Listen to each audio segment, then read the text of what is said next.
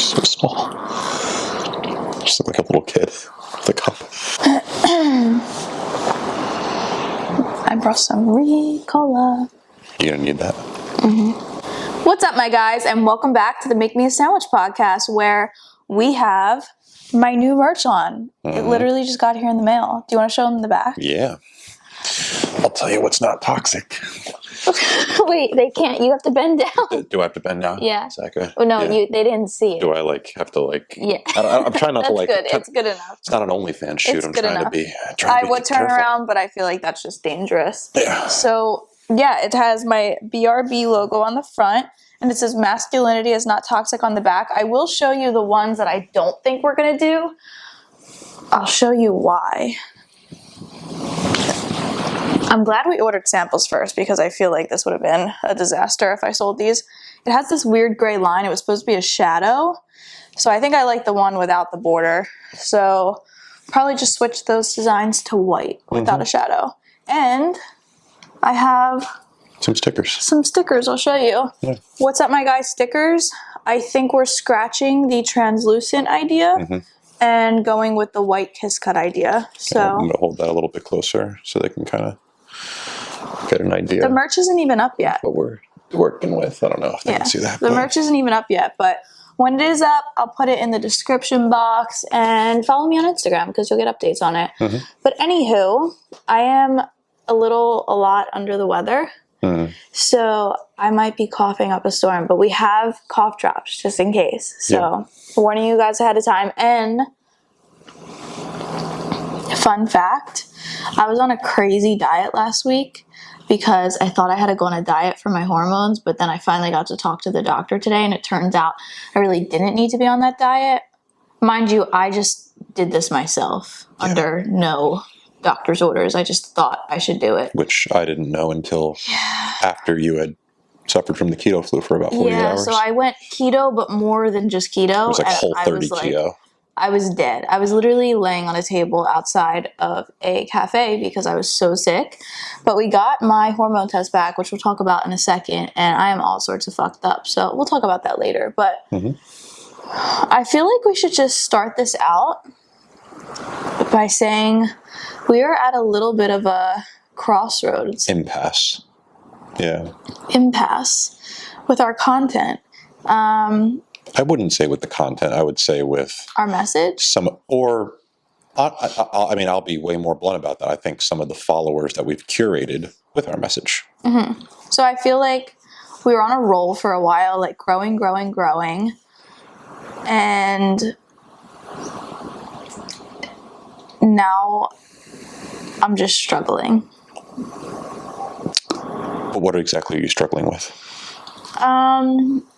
The reaction I get whenever I post a video is just really frustrating. I've been doing this for over 2 years now, and in the very beginning I read every single comment, and then I realized, it wasn't healthy to read the comments.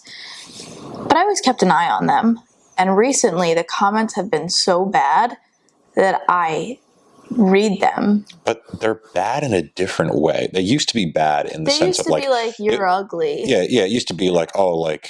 Look at her nose. Yeah, look at her nose. Shit like that. Now it's like... I think we're starting to realize that there are people who see you more as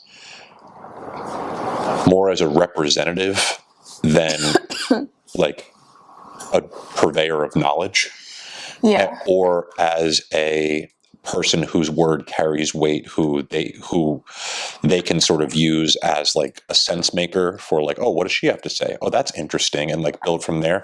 I felt like really rewarded for a while because I felt like I was really helping people, but now it just seems like I think it's just the loudest people. After I posted my stories, I realized that like a lot of the true followers, and especially the people watching this that go as far as finding our podcast and listening to us, like the ones that really care about the content, they don't feel this way. But like the ones that are the loudest, that leave these angry comments, I don't know, it just gets to me, and sometimes I feel like it overtakes my messaging. So like, for example, I used to be like super I guess, bashing women, like holding women accountable for the masculinity crisis. I don't think you were ever bashing women. I just want to make that crystal clear. I don't think I was bashing women. I think I was like hard on women. I think and which you need to be.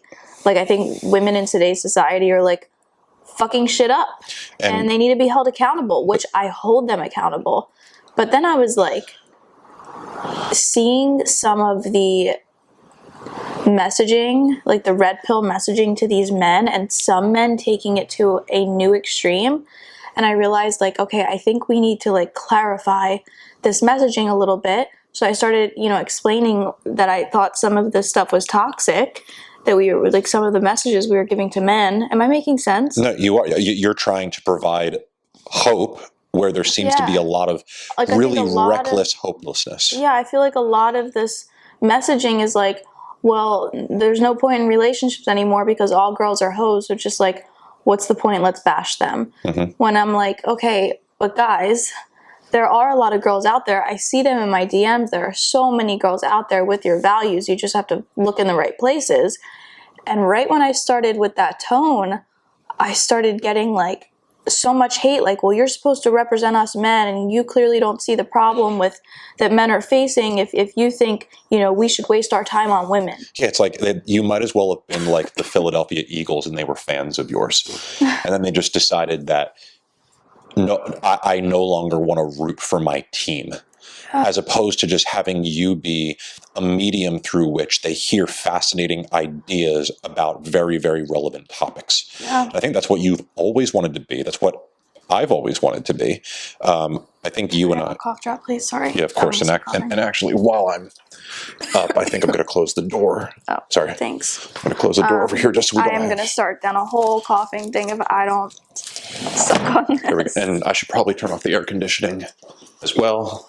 Air conditioning should be fine. Sorry guys for the horrible audio and kind of for the downer of an episode. No, but I think I feel like it needs to be talked about. No, this is very important because the last thing that we can lose is any sort of hope for like the ability for men and women to like effectively get along, build relationships, and build families. Yeah. It's literally the bedrock. That would be the most unfulfilling career for me if I just caved to the toxicity. You're good. Cough it up. Sorry, this might be a bad episode. I don't know if I could do it. No, just I have really bad asthma. Get it on your tongue and see if you can get it down your throat a little bit. But I always thought, and I mentioned this to you when I think you brought me into the content a little bit more. Sometimes I would say things and you would think to yourself, yeah, but what's the advice? What's the practical use? And I would tell you, sometimes you don't need practical advice or practical use. Sometimes it's just worth it to get the conversation started. Because a lot of the things that you and I think about behind closed doors are things that other people aren't even considering, right? I mean, I want to give a very, very basic example, and this is one that we... I think you're going to have to do some more of the talking. You're going to have to carry this episode. It's fine. I wouldn't call this a spoiler, but I would say that we have been incredibly zeroed in and focused for a while now on the subject of marriage behind the scenes. And we have not put out any content because I'm sure you guys saw all the stuff between Daily Wire and Pearl and Rollo and all these guys, whether it was on X, on YouTube, whatever it was. It was just frustrating to see a lot of these people that we admire in different ways just have this whole explosion over marriage. And I think I'm sorry. We have to pause this. I need to go get some tea. I'm sorry. Right. Be back shortly. So we were talking about marriage, right? Yeah, sorry. This is rough, but we're going to get through it. All right. So one of the things that we've been wanting to chime in on, because we've noticed that so many of the conversations are incredibly myopic. They're very agenda driven, and no one ever wants to just take into account all of the available data and have a constructive conversation where they tell people what they think the advice is as opposed to what the revolution must be, right? It's almost like everything that these people care about must result in some kind of revolution. It can't ever be, let's assess what the actual issue is and then figure out, first of all, just how bad it is, and then of the bad parts, what can be fixed. Because, for example, with marriage, and I don't have the exact numbers in front of me, but I'll kind of give some generalities. What's the typical argument that you hear from like the ultra black pillars when it comes to marriage? 50% end in divorce. Yeah, 50% end in divorce. And then of the 50 that succeed, you still have like 25% of them where it's like cheaper to keep her because take all your money. they're going to take everything that you have. And You're like, I never want to going to make see it clear, there are a lot of cases of this. 100%. Like, in fact, both of us can probably generally make the statement safely, men get the raw deal in divorce, in general, right? There's no problem in saying that. But here's something about that 50-50 number. That's all marriages, all of them. Did you know that your likelihood of getting divorced goes up exponentially with each marriage you get into? So guess what? That accounts for all the people that got divorced a second time, a third time, a fourth time. You know what it doesn't take into account? Ethnicity. You know what it doesn't take into account? College education. You know what it doesn't take into account? Income. If you get to a point where, let's throw out a random example. If you are two white, college-educated people within 3 years of age, your risk of divorce is like well into single digits. Single-digit percentages. Also, the guys that, care this much about these marriage statistics most likely hold values that would prevent them from getting, that would lessen the likelihood of divorce, because they would find, can you explain it for me? You're saying that the type of woman that they look for would be the type of woman who would not be likely to get divorced, right? Yes, statistically. Statistically. Yeah. And of course, she can be hiding some deep, dark secret, and she could turn out to be a complete asshole that wants all your money. There are cases like that, right. Yes. But the people that you are seeking when you're in those types of communities are ones that are going to have a less likelihood of divorce, statistically. Like if you were to look, I was reading a totally random. Sorry, guys, my brain fog and I'm fucked up today. I was looking at a totally random article about people who are frequent churchgoers and their rates of divorce. Microscopic. So it is not an application across every single man and every single woman. First of all, that 50-50 number is just a lie in so many ways. It's almost like using the wage gap. Like women make 30 cents on the dollar. It's a very similar argument to that. And do we want to bring up conversations about the concept of no-fault divorce? Even no-fault divorce isn't something that's completely understood.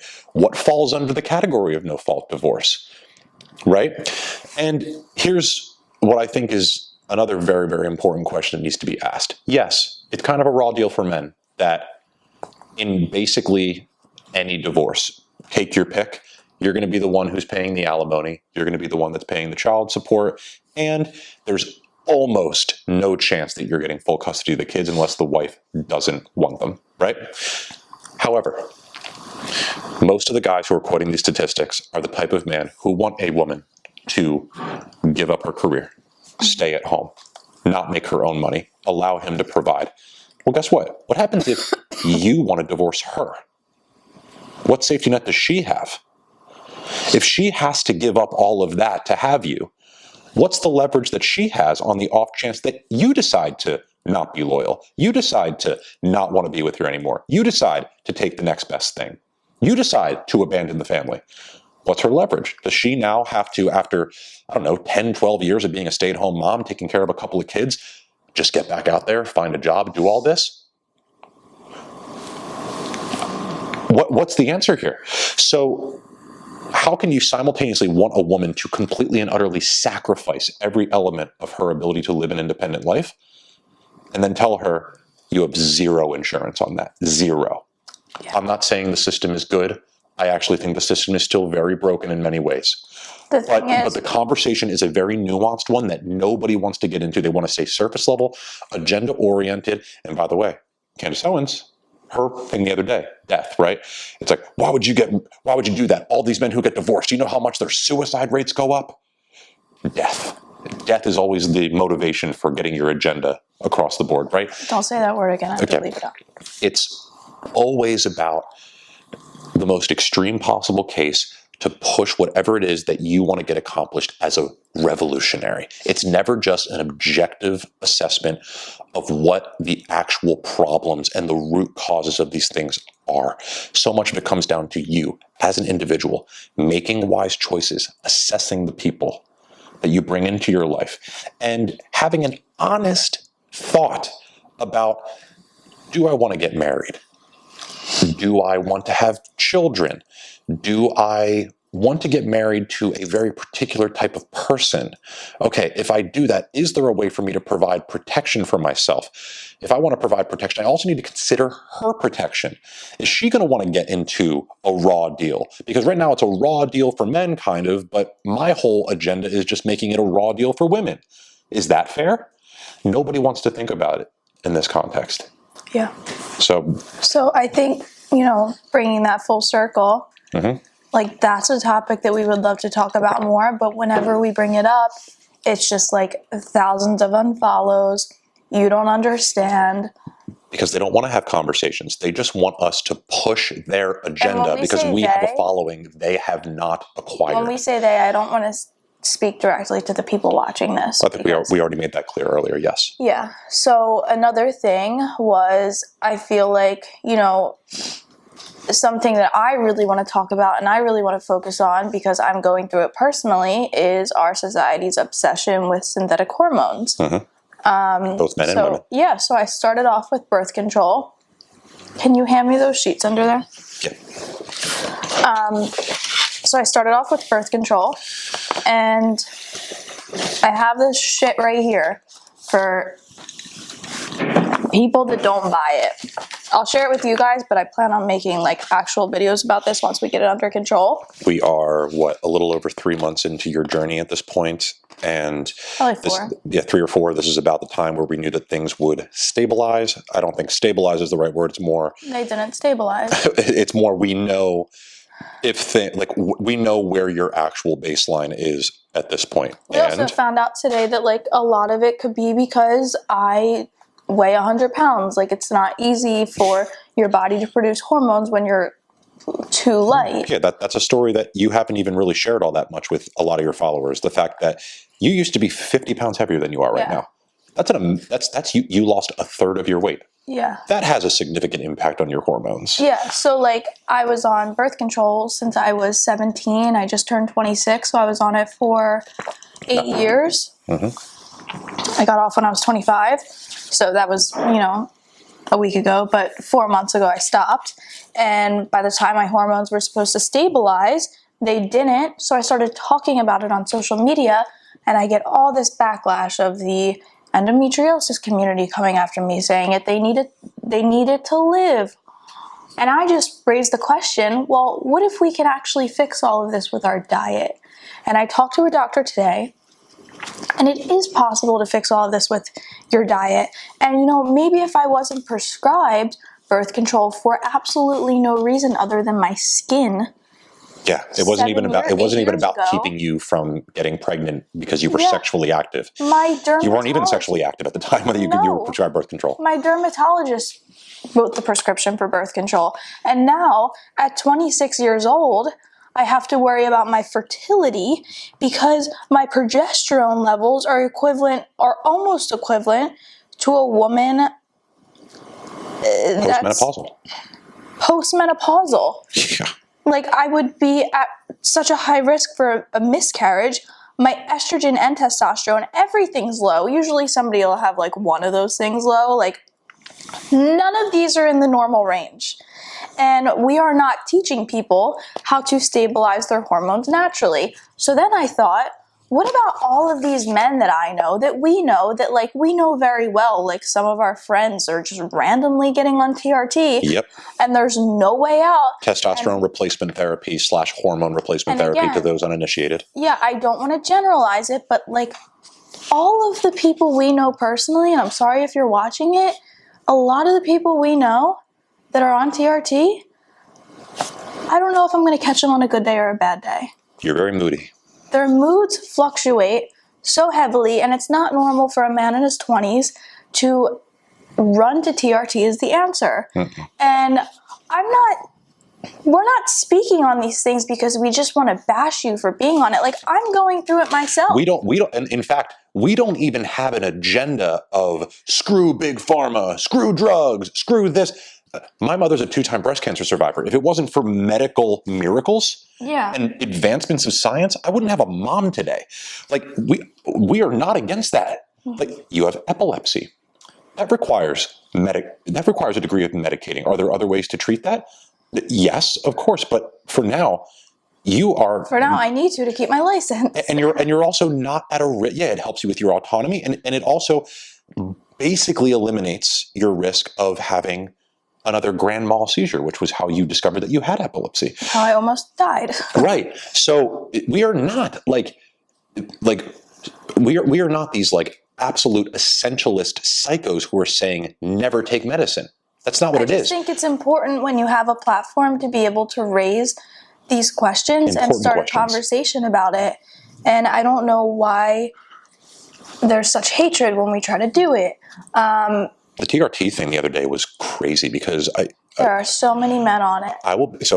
And I think it's a miracle for people in their 40s, 50s that like literally cannot produce it on their own.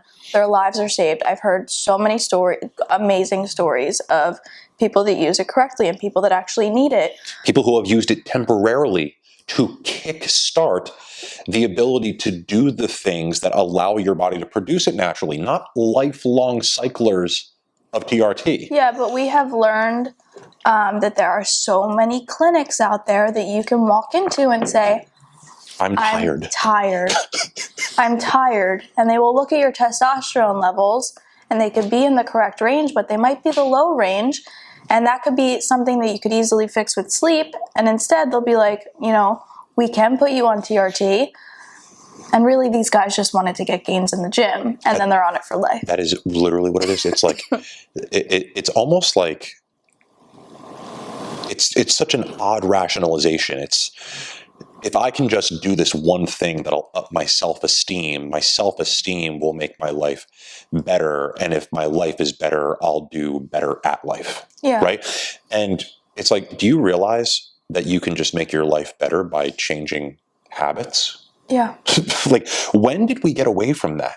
I don't know. And I feel like I have so many people that now dislike me for raising these concerns, claiming that I am, obviously not pro-men if I'm questioning these things. But I feel like by questioning these things, I couldn't be more pro-men. Like, I'm clearly concerned about the health of men. Yes. So it's just mind-boggling to me to raise these concerns and be like, what's the opposite of misogynist? Misandrist. Yeah. So I think I may be wrapping up this conversation because I feel like it's just been a bitter conversation. No, I honestly, baby, I think it's an important one to have. I think there's still plenty to talk about. Yeah, we can. I feel like I've just been really down recently because I feel like my connection with my followers, which is everything to me, I feel like the community's not there. I feel like something is lost, and it's frustrating because I felt like that's my purpose, and I feel like... Yeah, but what have you always said your actual purpose is? What is the one thing you've always wanted to be?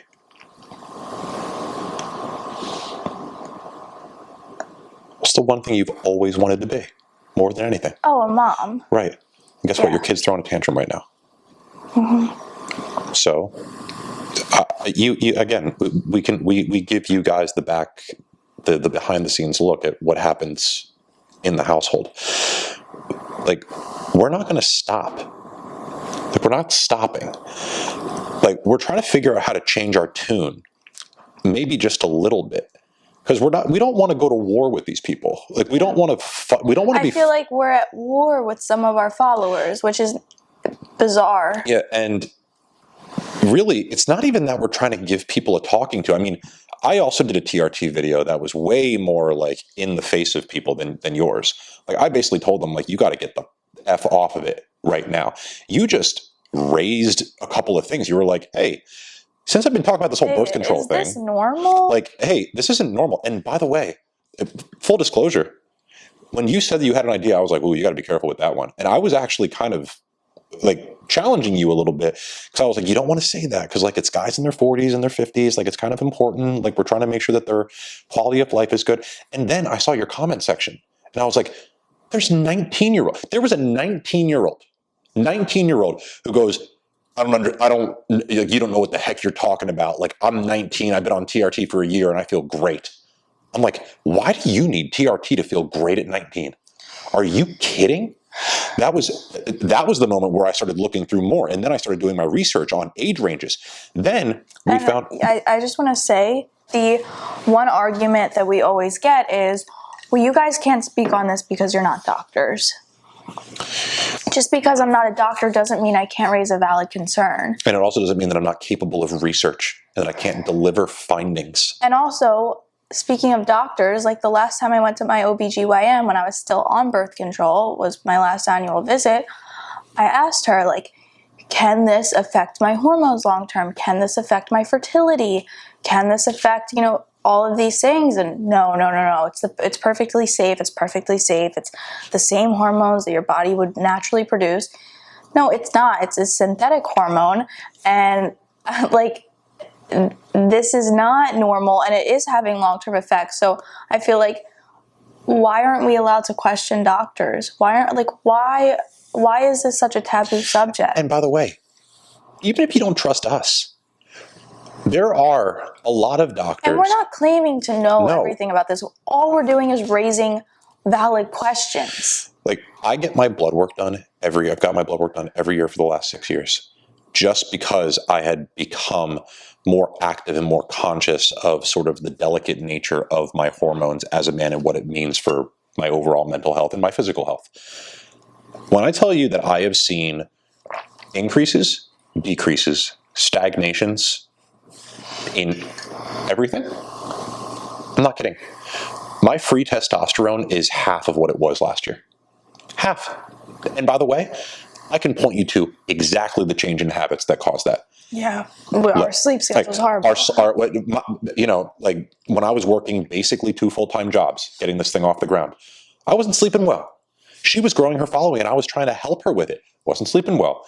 We had, a couple years ago, we had the beginnings of like a new blossoming romance. Sometimes we weren't sleeping that well. Like, we were like staying up late, enjoying each other, and then like we just got exhausted.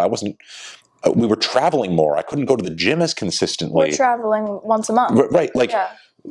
I know exactly why my numbers are lower than they were. Exactly why. And I even have a few numbers where it's like, oh, we got to fix that. And I'm doing the things to fix it. And I'm sure you could go to a clinic right now and they would be very concerned. Right. Because they'd be like, oh man, like, see, you're saying you're tired and you're saying that you're lacking motivation with your work. We should really check on your testosterone. And fortunately for me, I have numbers that I'm pretty sure they would not be able to justify giving it to me. Like, and that's true. I don't want to say that they're just looking to hand it out to everybody, but it's pretty easy to get your hands on it. And my point that I was going to make is, even if you don't trust us, there are doctors kind of on what I would consider to be the, let's call it like the red pill side of health, right? Dr. Huberman. Andrew Huberman is someone who I guarantee a lot of people who follow you and me also follow him and love what he has to say. Dr. Peter Attia, probably not quite to the same degree as Andrew Huberman, but he's been on Rogan a ton of times. Very, very well-respected longevity doctor. We listened to a clip from the two of them. What were they talking about? They said TRT. They were talking about TRT, and Dr. Peter Attia in particular, who runs a longevity practice, a clinical practice, was saying first of all, it blows my mind the numbers and the amounts and the quantities of the hormone that these people are prescribing. Because if I was to try to create some sort of temporary effect to allow these people to, because his goal, like he said, is I want you to be able to sleep, to lift, to overcome challenges, right? Literally, guys, setting small goals for yourself and achieving those goals and overcoming challenges can increase your testosterone. Not kidding. Scientifically, clinically proven. We could put the link to that video. Right. And Andrew Huberman has an entire 3-hour podcast about testosterone, just testosterone.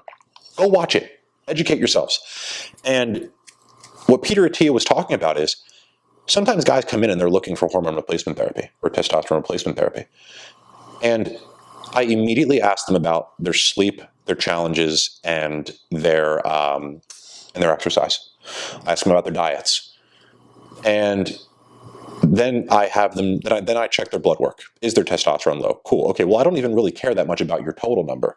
I care about the ratio of free testosterone and to your total number.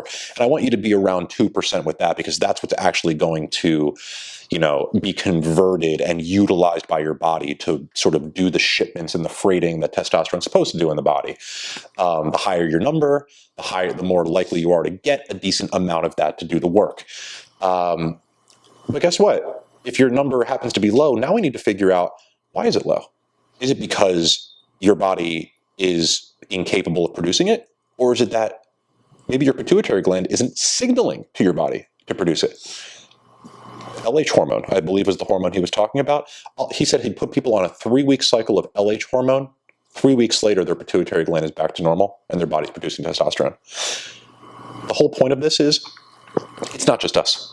It is actual doctors bringing these things up and just offering up. They're not saying make TRT illegal, lock people up for using TRT, launch a campaign to end all TRT. It's not like that. It's literally just a freaking point about when you're 19, 20, and 21, and all you have to do is improve your normal life habits to not feel depressed anymore because your testosterone's going to go up. I would prefer you do that than go to a doctor who's going to charge. By the way, $2 billion industry. Yeah. I was just about to say that. It's just the latest money mill. Well, do you think that we've kind of created a society where it's easier to just, it's easier to take the easy way out? Instant gratification? Yeah. I feel like rather than, I feel like that's kind of these extreme red pill people. They'd rather just bash women and say, let's not even date, than face a challenge, a potential challenge, or actually get into a relationship and deal with some of the struggles in a relationship, or, raise your testosterone naturally, or raise a child, or take risks, take a risk of a divorce. Whenever you get married, you always risk divorce. Yeah. Would we rather just not take risks anymore? Right. And those risks come with the greatest rewards in life. Right. And by the way, the relationship itself, you identified take a risk, and the context in which you said it was just about the relationship itself. It's we're not saying get into a risky relationship. Mm-hmm. We're saying being in love is one of the greatest things in the freaking world. Yeah. Why would you deprive yourself of that? Why do you feel like it's on you to end your bloodline?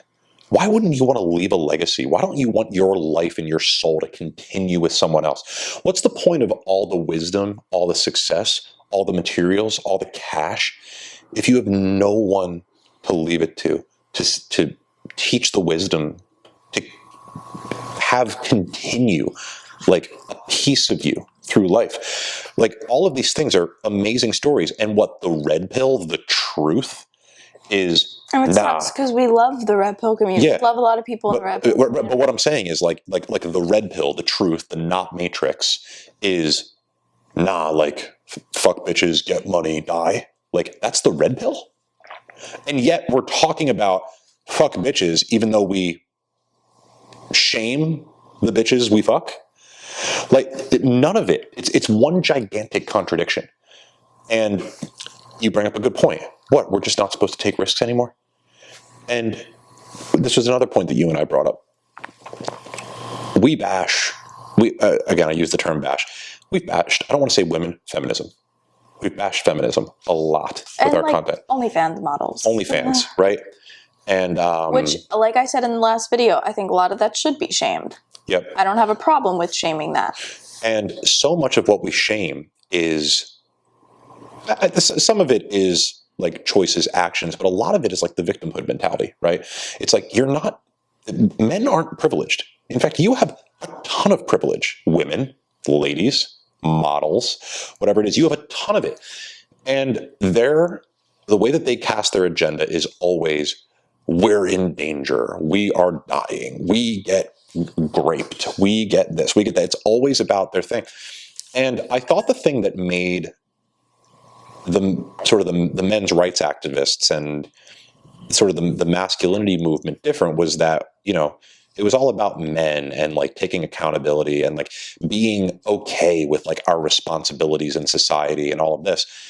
And then you realize the moment that you start doing the things that you talked about in the very beginning of this episode, like just hold men like to account sometimes, just sometimes. Hey, you don't need to be afraid to approach girls. Like, you have to put yourself out there. Hey, your dating profile, maybe it sucks. Maybe you should take some time and actually put some effort into your dating profile. Yeah, this is what I was talking about, like accountability. Yeah, and the moment that you do that, it's, easy for you to say, like coming from the perspective of a girl, easy for you to say, sounds like a lot of work. I'm going to be just fine over here. Stay single, fellas. You sound exactly like the feminists. Now you're the victim. You're the victim of the privilege of modern women. Sometimes we're just saying small adjustments. Like, we have a friend that does professional dating photos, and these guys get photos taken, they add it to their profile, and they're in a relationship a month later, just because maybe they needed a better picture. Yep. Because when you're on a dating app, that's what you're going by, is your pictures. Like, let's be honest. Yeah. So, do you want a girlfriend? Here's a really simple way to increase your odds of getting one. Is that deserving of a fuck you in the comments? Yeah. Like, what are we doing here? So there's just so much hatred on both ends of the spectrum, like the men and the women, and I really want to like merge that gap. I just don't know. Merge the gap? Is that bridge the gap? Bridge the gap. I'm sorry. No, you're good. Merge makes sense. Merge the two together, eliminate the gap through merging. I understand what you're saying. That stuff did help my headache, though. Oh, the white willow bark. Yeah, so guys, can I tell them about our Utah second family? I'm not going to use names. Well, no. I'll do it because I don't want to say anything wrong. Okay. So we have a family house in Utah, and a lot of the people that live around there are off the grid. And they're like self-sustaining people. They grow their own stuff. You can very loosely call this a neighborhood. I prefer to think of it literally as like a village. Yeah. It's like a village. So we became close with a lot of the neighbors. And one of the neighbors the neighbors are like miles from each other. Uh-huh. One of the neighbors, like Advil is really frowned upon there. So like whenever I would have a headache, I would just go for like a Tylenol. And I started trying to like get into like the natural lifestyle, which we have recently. Uh-huh. So I asked the woman, I was like, well, what do you use for headaches? And she was like, white willow bark. And she literally ground up this herb in front of me, pilled it.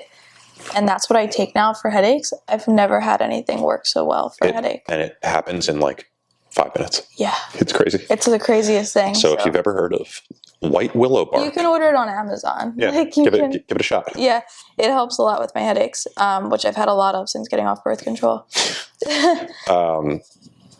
Anyway, I think all of that said, this was kind of it was a combination, like, let you in on kind of what we're going through right now, and maybe kind of a little bit of a vent session for us. And also like understanding why maybe the content is lacking recently, why maybe you're not seeing as much of us. We're not sure what to put out. Yeah, I feel like everything I do recently is wrong. I would like to get back to my 5 short videos a week, and I think that's another reason. Like, I know I'm sitting on top of a lot with my YouTube channel and not making long form videos, but I'm just, every time I want to start, I'm just so terrified that I'm going to take it in the wrong direction and people are just going to hate it. And I know I've had a lot of good feedback on my stories today, which we can watch together. I feel like let's not, though.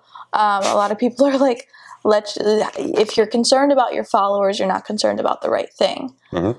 And not the individuals in general, just like the numbers, because I should just be following what I feel is the right message, and that's true. At the end of the day, that's all I really can do, and I feel like I needed to hear that maybe to move forward. So I feel like there's a lot of like clarity after today, even though we've kind of been down on ourselves. And that's exactly, well, I want to be crystal clear about something, and this is not me patting myself on the back or anything like that. You've been down on yourself. Oh yeah. I have not. I think also it's like my hormone problem is so bad that my emotions are just so bad right now. So I feel like I'm down on myself for everything. I have not been down at all about this. Because again, I'm going to speak very frustrated. I think honestly a little bit surprised. I think irritated is actually a more accurate term. I think surprised. Yeah, too. Because it's not frustration. It's not like frustration would be like oh my God, like what can I do? Like I can't believe. I'm more like just a little ticked off. Yeah. And it's not. I'm not gonna. Like I said, it's like kids. Like one day, look, we're gonna have kids. And I'm gonna be ticked off at my kids every once in a while. It's gonna be like, really? I'm just be a little pissed. And it's okay, but like you're not gonna like take it out on them. I don't want to take anything out on my following. Like I don't even do like I mean I should be using my stories more. I don't at all. But yeah, you gotta use your stories more. I don't respond to comments publicly. I don't attack individuals. I don't even really attack people. Like I'm never going to stop making the content that I make. And you're not going to stop making the content that you make. If anything, you've been doing it longer than I have, but we've both been doing it for, I've been doing it for well over a year at this point. You've been doing it for over 2 years. We might just change the way that we communicate the message, but it's not going to stop. Like, no one is going to get mad enough at us or pissed off enough at us that we are going to abandon our message. Yeah. It's never happening. And we are going to be silent. Like, we are more than happy to listen to feedback. We are more than happy to listen to what is on the mind, on your mind.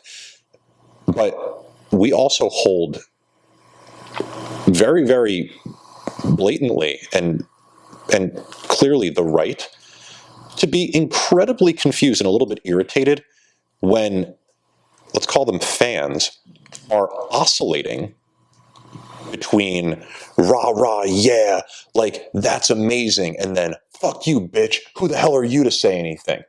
We're just like, who even, like, why are you even watching the content?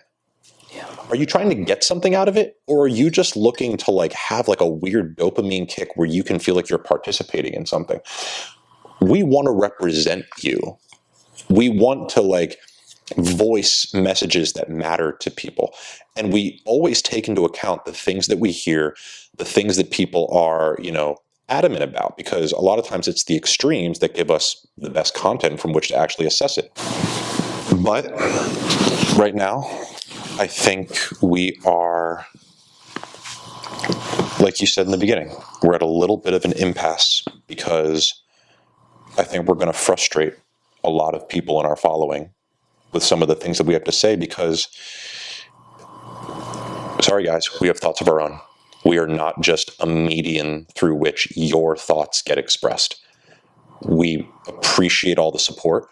We appreciate the follows. We even appreciate your participation and your willingness to provide honest opinions as feedback. But and I honestly don't think it's you guys. Right. I think a lot of people watching on this channel tend to be the ones that want us to a bit more supportive and pensive. I know a lot of you guys a lot of the guys in the comments of the YouTube videos are often just like, this was super interesting. I think that's like my ultimate goal, is like for people to listen to us talk about something and be like, interesting. Yeah, and then move on with your own critical thoughts. My comments on YouTube, even my personal page on YouTube, tend to be like really supportive. I think it's more Instagram and TikTok where it's more like a F you, I hate you, you're an embarrassment. Twitter too, which I don't really use that much, but yeah, for the most part, I feel like YouTube is a more positive place and where I want to transition to a bit more. Yeah. So the bright light at the end of this tunnel that we just got through is, this is what's been going on, and you've been taking the brunt of it. I've been watching it, and I've been kind of doing my own thing as well, but like, you've been taking the brunt of, like, you've been taking most of the bullets with this, and I've watched you deal with it, and I think honestly you've dealt with it incredibly well. I've been proud of you, just like persevering through this. But the bright light at the end of the tunnel is like, we're not, like, she's not going anywhere. I just hate to have like a disconnect with my following, because I appreciate everything that they've given me. Like, it's amazing that I get to do this for a living and talk about problems that I really care about. So it's frustrating when the people that gave me this opportunity seem to dislike me. Especially when all you've done for the last 2 years is fight for them. Yeah. That's another thing that's really tough. It's like... And I don't want to play like victim, because I know I never want to lose sight of like how lucky I am to be able to do this for a living. Like, I am so incredibly lucky, and I don't want to sit here and be a victim. And I do understand that, like, I have a platform and I do represent men in some capacity, but I don't think that's the right way to put it. No. All right, maybe I'm a voice. I'm a voice for, men's problems, and I don't want to misrepresent them, but I also am my own person at the end of the day and have some thoughts that I feel like should be shared, and I don't want to silence like what I'm feeling. And in my opinion, I don't know. There are very few women in this space that talk about things the way that you do. There are definitely some women who provide, I would say, more consistent, practical dating advice. You used to do that. You moved more into the masculinity sphere. You still provide dating advice, especially at a high level with the concepts. But like, there are other people who are a little bit more like survey-oriented, reaction-oriented, who steer their content very much to the dating sphere. You're the one who has like really taken the masculinity crisis and really come at it. Fifth wave feminism, face of it, trying to shine spotlights on the crises of testosterone. You've done a lot of like indirect support and coaching of men through your direct messages to women. You've come out and shamed a lot of things like OnlyFans, like you providing your own ideas of what it means to be loyal, your definition of cheating, different from a lot of people's definition of cheating. That's why that video went so freaking viral. I don't know if there's a bigger advocate in the pure masculinity crisis space than you. And I think that's another reason why in your head... I think there's a lot of good advocates out there. Sure. Yeah. But I'm just telling you what I believe and what I think. And in your head, having to rationalize the idea that any man could listen to what you have to say and hate you for it is crazy. And I think that's what's been really kind of twisting you up inside, and vicariously it's been twisting me up too. Because I just don't see how anybody can watch you and do anything other than respectfully disagree at the very worst. But the internet has not exactly been known to be respectful. So, do you have anything else to say about that? And do we even have any other things we want to get into? Or I think we're kind of at our hour mark, so we're going to have to save it for next podcast. Hoping to get another episode up next week. We are traveling to Jersey this week. Yep. Should be a blast. Should be a blast. Go Phillies. Go Phillies. So yeah, until next time, I'm sorry that this was kind of like a downer this episode, but I hope that you guys found some of the discussion interesting. And again, we know that the vast majority of you guys actually support us and appreciate us. And usually the people that aren't in the comments, like the silent viewers, are the ones that support us most, because they don't feel the need to have to be keyboard warriors. what should they comment if they support us? What's up, my guys? Just a what's up, my guys. A what's up, my guys in the comments if you support us. Mainly her. Love you guys. Yeah, we'll be back soon. I love you, baby. Love you too.